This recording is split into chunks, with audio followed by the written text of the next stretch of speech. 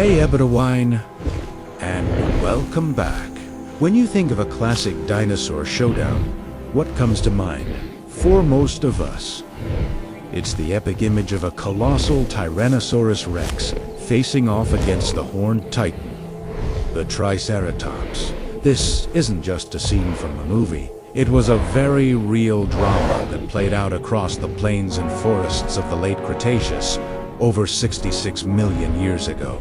But what if I told you this legendary rivalry was far more complex than just a simple fight?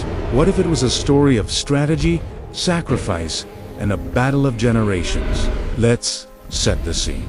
We're in North America, during the final days of the dinosaurs. The air is thick with the scent of damp earth and ancient trees. Vast forests give way to open fern print. This is the world of T-Rex and Triceratops. Now, the T-Rex was a fearsome predator, no doubt about it, weighing over 7,000 kilograms. With a bite force that could crush bone, it was the undisputed king, but Triceratops was no pushover. This massive herbivore, also tipping the scales at over 7 tons, was a walking fortress, with its 3-foot-long brow horns and a solid bone frill protecting its neck.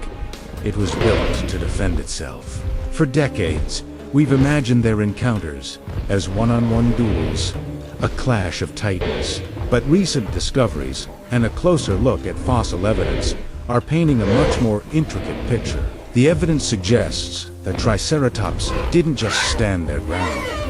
They were incredibly intelligent and social animals. They likely lived in herds, much like modern elephants or buffalo.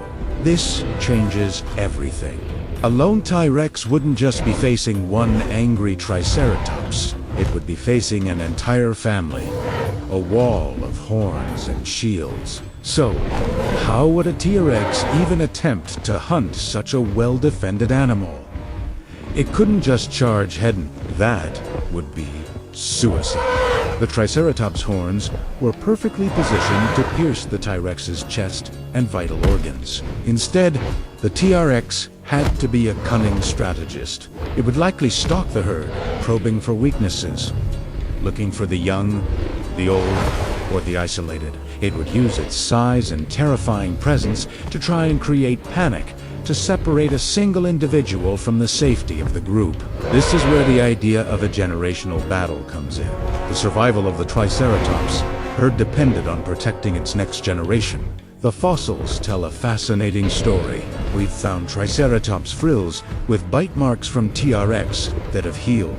This means the Triceratops survived the encounter. It fought, got injured, and lived to see another day.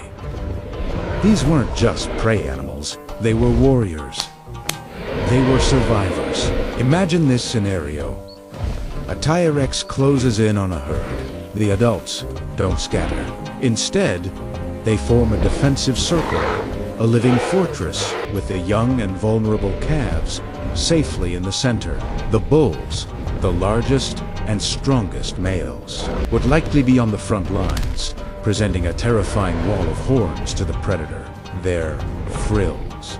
It's a standoff. The T-Rex roars, trying to intimidate them. The Triceratops bellow back, stamping their feet, refusing to yield. Now, here's where the strategy gets brilliant. To break this formation, the T-Rex might have to take a huge risk.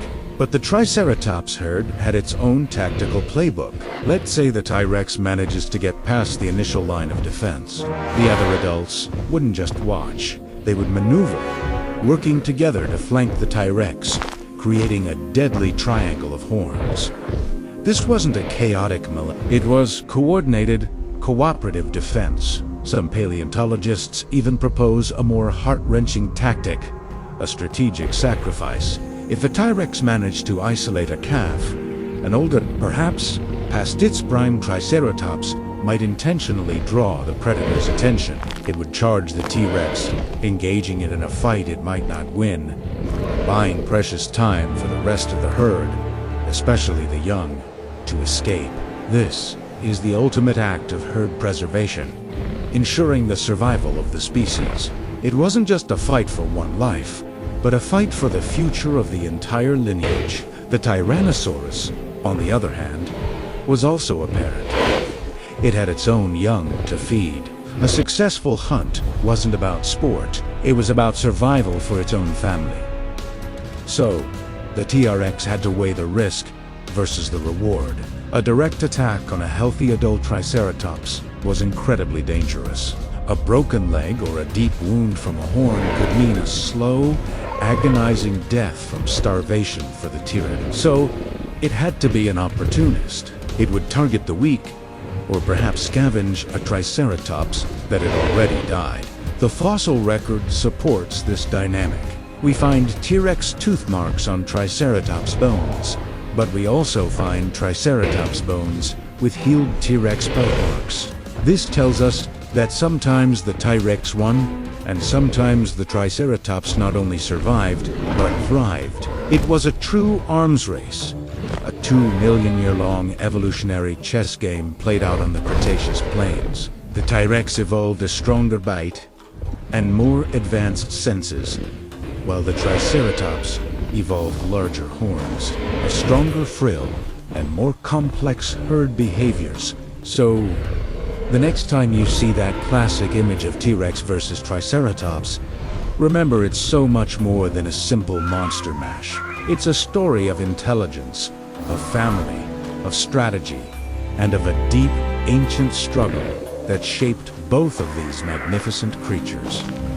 It wasn't just a fight, it was a battle for the future, fought by some of the most incredible animals ever to walk the earth. The legacy of their rivalry is written in the very bones they left behind. Thank you so much for joining me on this journey back in time. It's amazing what the fossils can teach us about a world we can only imagine. If you enjoyed this deep dive, don't forget to hit that like button and subscribe for more adventures into the prehistoric world. Let me know in the comments which dinosaur rivalry you'd like to see next. Until then, stay curious.